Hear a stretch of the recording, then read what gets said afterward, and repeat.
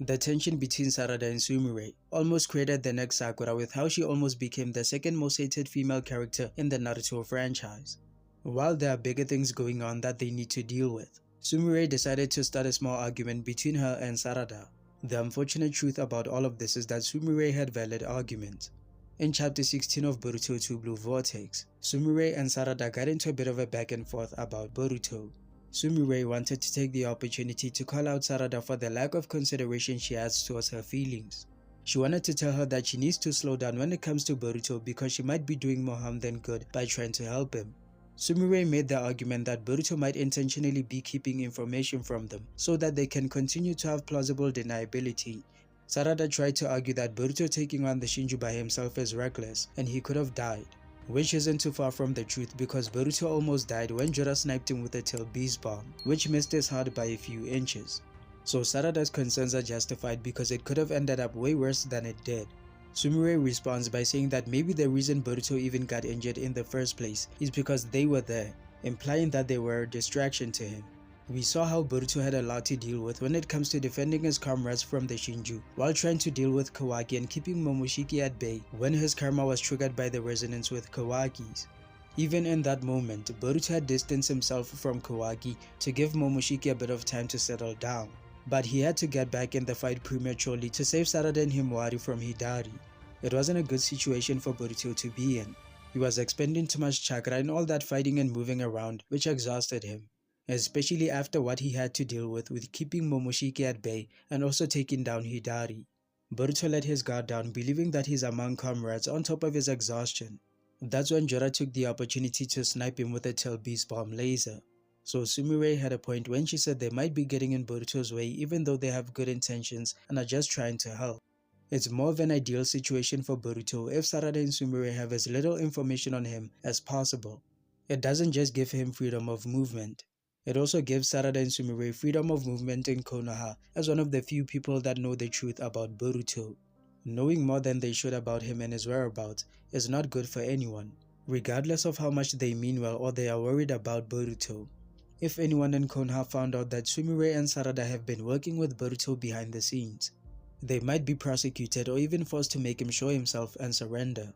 So Sumire said everything Sarada needed to hear when she said that they shouldn't be chasing after Boruto or trying to know about his whereabouts. Sumire's words were important for Sarada's character development and for the journey that she is on of becoming the Hokage. A good Hokage needs to think before they act. One of my Boruto mutuals made a great point when she said Sarada being an Uchiha which a clan that is driven by emotion. She is bound to act before she thinks, especially when it comes to Boruto. So she needs to overcome this challenge if she is going to be a good Hokage. This is similar to what Itachi was trying to teach Naruto. Naruto always acted and never thought about his comrades because he believed that having the power to act simply means that he should. He had to learn to rely on others and also consider their feelings or the position they are in. He doesn't need to do everything for them by himself just because he can. He only needs to do his part and also let them do their part because they share the same goal. A good example of what Itachi was talking about is Shikamaru. Even though he is the Hokage, he doesn't think it's important to know every little detail about what Boruto is doing in order to help him. He just needs to know enough information to help him do his part and also help Boruto from where he is in the village, which is similar to what Sumire was trying to say to Sarada. Sumire knows that the two of them can do more for Boruto while staying in the village and knowing as less information as possible about him. It wouldn't be a good idea for anyone to be caught working with Boruto, especially with the feudal lord being on edge about Konoha finally capturing Boruto in 3 years and then letting him escape. The feudal lord is not going to be lenient if he finds out that there's traitors within the village. Having to answer to the feudal lord is an even worse outcome for Sarada, considering her father Sasuke is also a rogue shinobi. The long and negative history that the Uchiha have in the village is not going to put things in Sarada's favor either. She's going to get the most severe punishment or even face execution.